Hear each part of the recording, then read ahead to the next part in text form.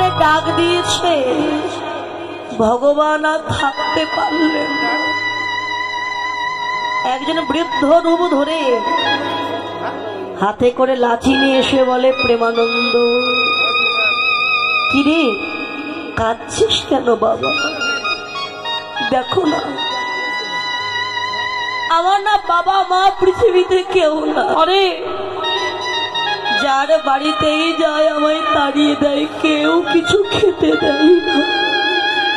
খোদার জ্বালা আমি সইতে পারছি না, আমি কোথায় যাব বলো?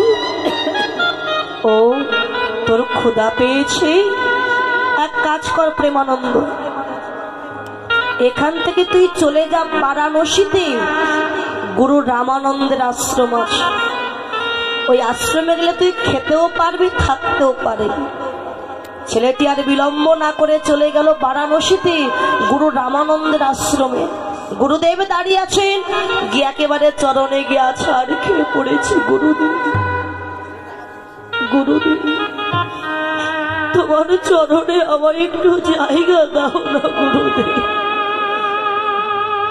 এই খোকা, কে রে তুই? আমার চরণ ধরে কাঁদছিস?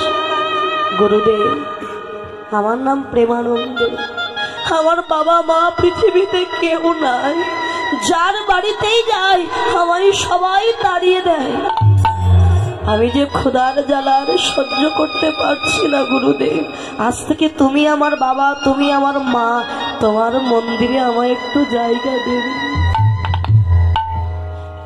ঠিক আছে, তুই যখন বলছিস তোর কেহ নাই, থাকবি, সমস্যা নেই। তবে আমার আশ্রমে থাকতে গেলে একটা নিয়ম তোকে মেনে চলতে হবে। বলো গুরুদেব, কি নিয়ম? প্রত্যেক দিন তোকে ভিক্ষা করতে যেতে হবে।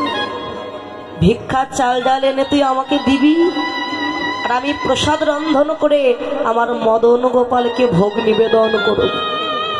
তবে শোন বাবা, একটা কথা মাথায় রাখিস, জীবনে যেন অযাচিত ভাবে কারোর বাড়ি থেকে ভিক্ষা করবি না। অযাচিত মানে যেখানে আমার 5 বাড়ি গেলে হবে, আমি 6 বাড়ি যেতে পারবো না। আর এক মুষ্টি করে চাল নিবি, যদি কেউ বেশিও দেয় নিবি না, আর যদি কেউ না দেয় কখনো চাইতে পারবি না, জোর করে আমাকে দিতেই হবে। ঠিক আছে গুরুদেব। ছেলেটি ভিক্ষা করে আনে, আর গুরুদেব প্রসাদ রন্ধন করে ভগবানকে নিবেদন করে।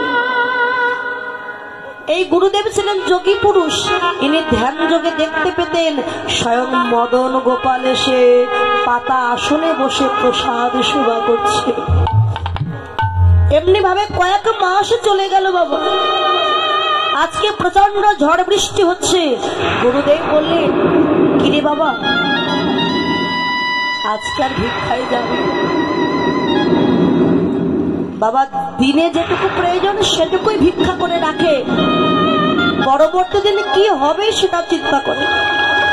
গুরুদেব, ঝড় বৃষ্টি হচ্ছে, আমি একটু পরেই যাব। ছেলেটি ভিক্ষার ঝুলি কাঁধে নিয়ে গ্রামে বাহির হয়েছে। চিন্তা করলো, বৃষ্টি হচ্ছে, আমি সব বাড়িতে যাব না, সামনে যে জমিদার বাড়ি দেখছি ওই বাড়ি থেকে অযাচিত ভাবে ভিক্ষা করে আনবো। আর গুরুদেব তো মন্দিরে আছে, কিছু বুঝতেও পারেন। এটাই হলো ছেলেটির বড় ভুল। অযাচিত ভাবে ভিক্ষা করে গুরুদেবকে এনে দিয়েছি। গুরুদেব ভোগ রন্ধন করে ভগবানকে নিবেদন করে যাচ্ছেন, কিন্তু আজ মদন গোপাল আর সেবায় এলেন। আরে কেননা ওই যে সেবার অপরাধ হয়ে গেছে। গুরুদেব চিন্তা করলেন, তাহলে আমি কি কোনো অন্যায় করেছি যে মদন গোপাল সেবা করতে এলো না? ধ্যান যোগে দেখতে পেয়েছেন অপরাধ তার নয়, তারই প্রিয় শিষ্য প্রেমানন্দ করেছে অপরাধ। ডাক দিয়েছে, প্রেমানন্দ, প্রেমানন্দ। ছেলেটি থরথর করে কাঁপছে।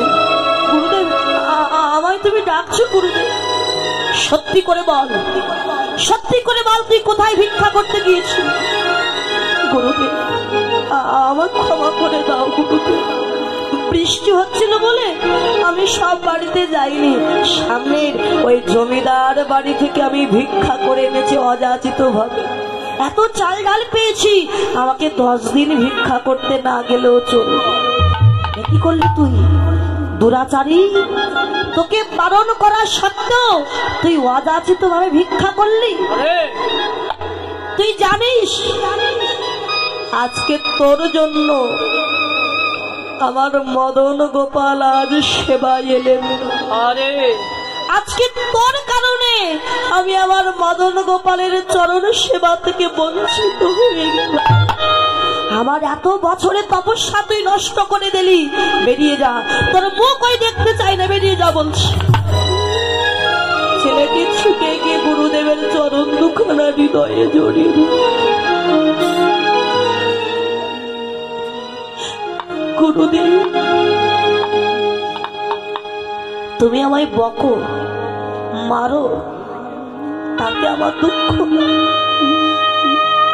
কিন্তু চরণ ছেড়ে আমি যাব। দুরাচারী, এত বকছি তবু যাবি না তুই? গুরুদেব রেগে গিয়ে, চরণে ছিল খড়ম, খড়ম পায়ে ছেলেটির পিছে এমন জোরে লাথি মেরেছে আরে যে ছেলেটির পিঠে খড়মের দাগ পড়ে গেছে। ঝরঝর করে রক্ত পড়ছে পৃষ্ঠদেশ থেকে, তবু চরণ ছাড়ছে না। দুরাচারী, এত মারছি তবু চরণ ছাড়ছিস না? শোন, তুই কেমন শিষ্য যে গুরুদেবকে তুই ভজনের পথ থেকে সরিয়ে দিলি? এই অপরাধে আমি তোকে অভিশাপ দিলাম। এখনই এই মুহূর্তে তোর আয়ু শেষ। এবার তোর জন্ম হবে মুচির ঘরে। আরে নিচু কুলে যেতে হবে তো। যেই না অভিশাপ দিয়েছে, এতক্ষণ পরে ছেলেটির চরণ দুখানা ছেড়ে দিল। গুরুদেব, সামান্য ভিক্ষার অপরাধে তুমি আমায় একেবারে নিচু কুলে পাঠিয়ে দিলে। বেশ, অপরাধ যখন করেছে আমি মাথা পেতে নিলাম তোমার অভিশাপ। নিচু কুলে যাবো ওগো গুরুদেব, তাতে দুঃখ না, তবে আমায় আশীর্বাদ করো, যে কুলেই জন্ম হোক না কেন ওগো গুরুদেব, যেন তোমার চরণ ছাড়া আমায় করো না গো। তোমার চরণ ছাড়া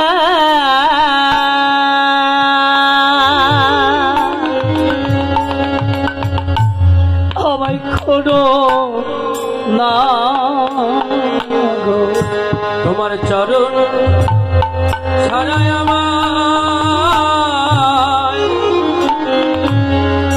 আমায় করো না গো। আমি যে কত জনমে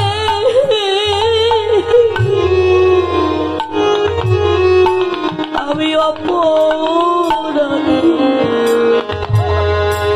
চরণ ছাড়া করো না। আমি কত জনমে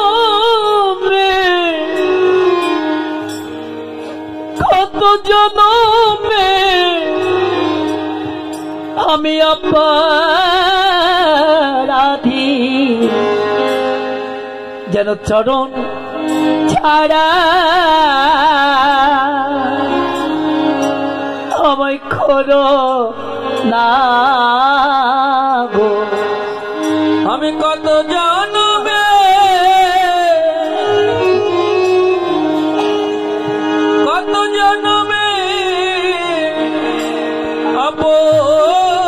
অপরাধী, যেন চরণ ছাড়া আমায় করো না গো। তোমার চরণ বিনা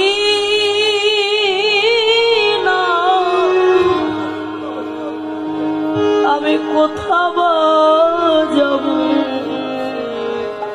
যেন আমায় চরণ ছাড়া করো না গো। তোমার চরণ বিনয় আমি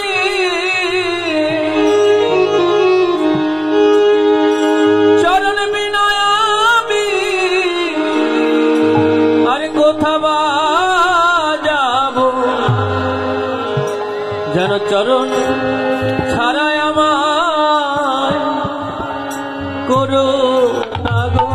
গুরুদেব, আমি যে কুলেই যাই না কেন, আমি যেন আবার তোমার ওই চরণেই আসতে পারি।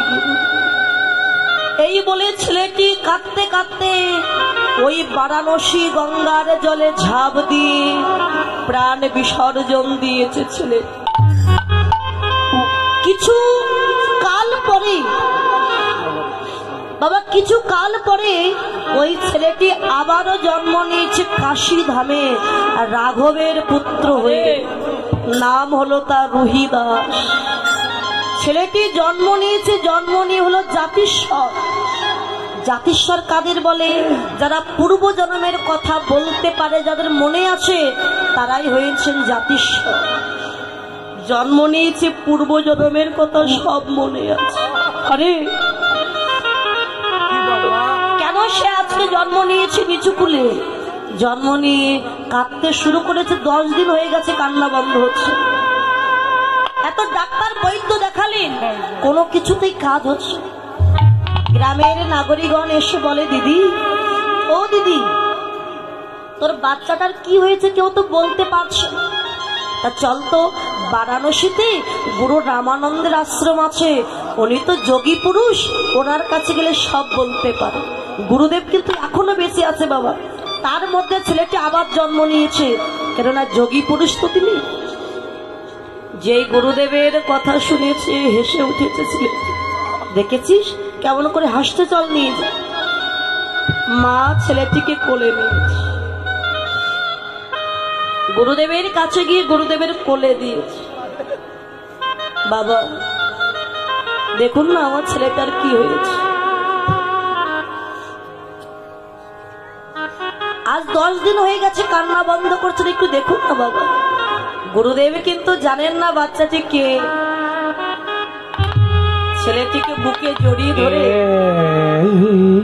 পিঠে হাত বুলিয়ে দিয়ে বলে, বাবা কি হয়েছে তোমার, কাঁদছো কেন?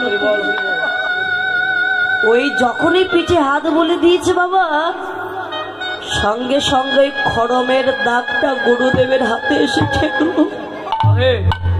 গুরুদেবের সঙ্গে সঙ্গে পিঠের জামা তুলে দেখতে পেয়েছে সেই খড়মের দাগ আজও তার পিঠে পড়ে আছে।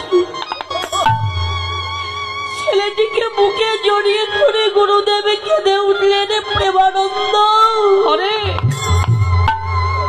জন্ম নিয়েছিস বাবা,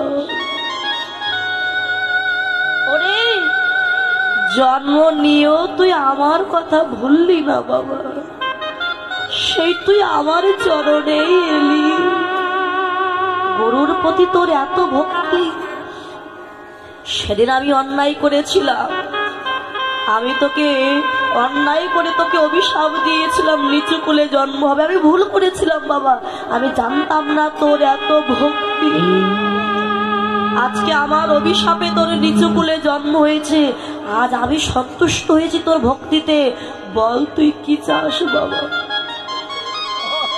ছেলেটি তো বাচ্চা, কথা বলতে পারে না, কিন্তু সাধারণ বাচ্চা তো নয়। অলক্ষেতে গুরুদেবকে ডেকে বলে, ওগো গুরুদেব, তুমি আমায় এই আশীর্বাদ করো, আমার নিচু কুলে জন্ম হয়েছে তাতে দুঃখ না, আমি যেন কৃষ্ণ ভক্ত হতে পারি।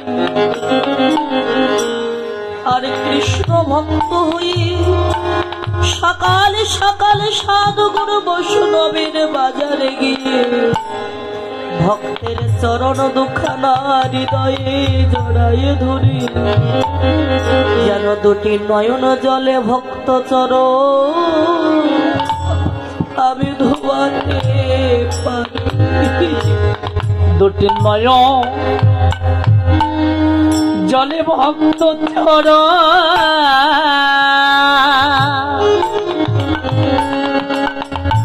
আমি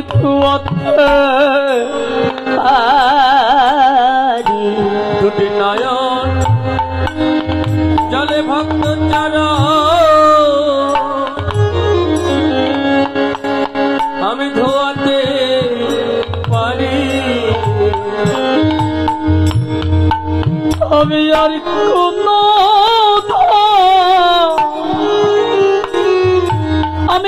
কোনো চাই না ওগো গুরুদেব দুটি নয়ন জলে ভক্ত ছড়া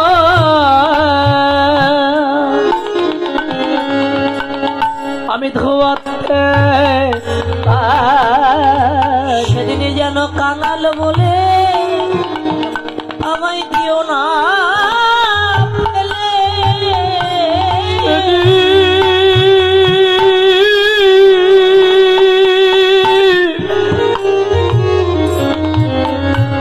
সেদিন কাঙাল বলে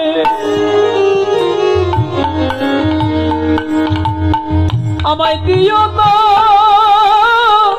ফেলে যেন ইচ্ছা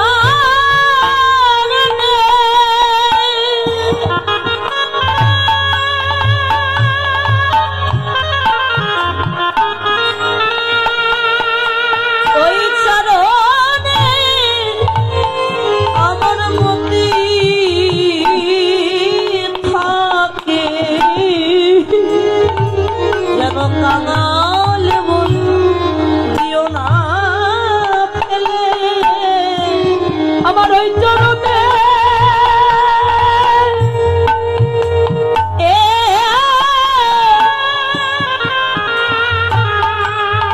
যেন আমার মতি থাকে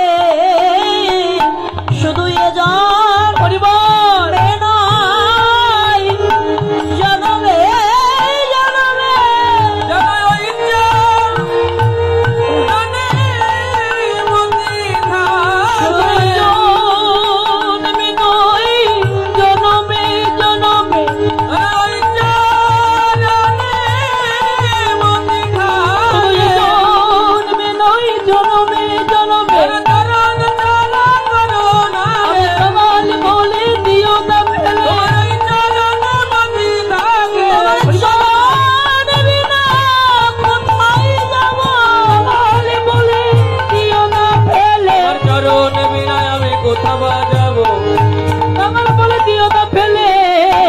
আমার ওই চরণে আমার মতি থাকে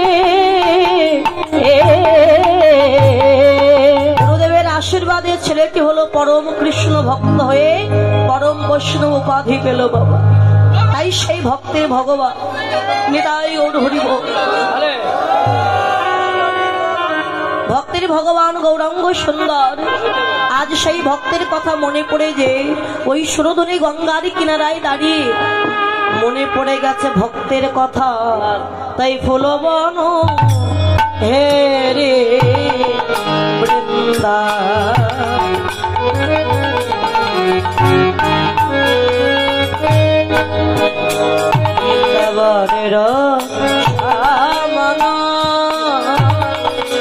ভোলো বানা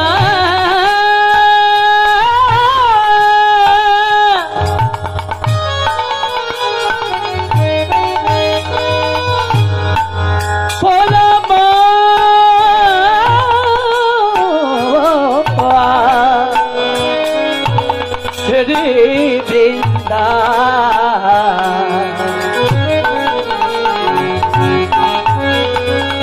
বৃন্দাবনের সমান সহচর গণগোপে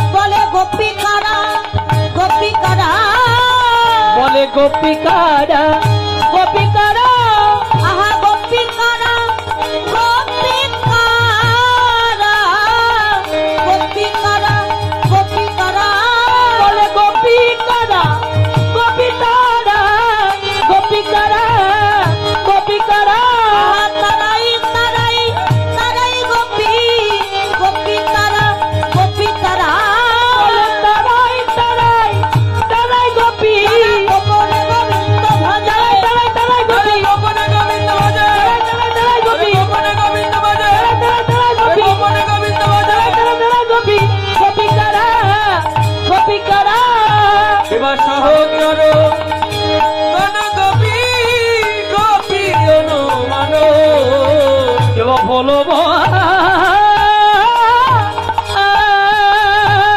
লগেরি বৃন্দাবনের মানা ফুলের বাগান দর্শন করে বৃন্দাবনের কথা মনে পড়ে গেছে। গঙ্গাকে দর্শন করে বলছেন এই যে বৃন্দাবনের যমুনা, আর গৌর হরি বলছেন আমি হলাম কৃষ্ণ। নিত্যানন্দ মহাপ্রভু গিয়ে বললেন গৌর হরিকে, নিমাই এটা তো গঙ্গা, তুমি যমুনা বলছো কি করে? গৌর হরি বললেন দাদা, আজকে আমার নয়ন দিয়ে তুমি যদি দেখতে পেতে, আমার নয়ন দিয়ে দেখলে তুমি দেখতে গঙ্গার ঘোলা জলের অন্তরালে নিচে ভাগ্যবতী যমুনার নীল জল প্রবাহিত হচ্ছে। আমার নয়ন দিয়ে আজকে দেখো। তাহলে গোপিকারা সহচরগণকে দর্শন করে বললেন গোপী কারা, কারা গোপী, কারা গোপী মা? যারা গোপনে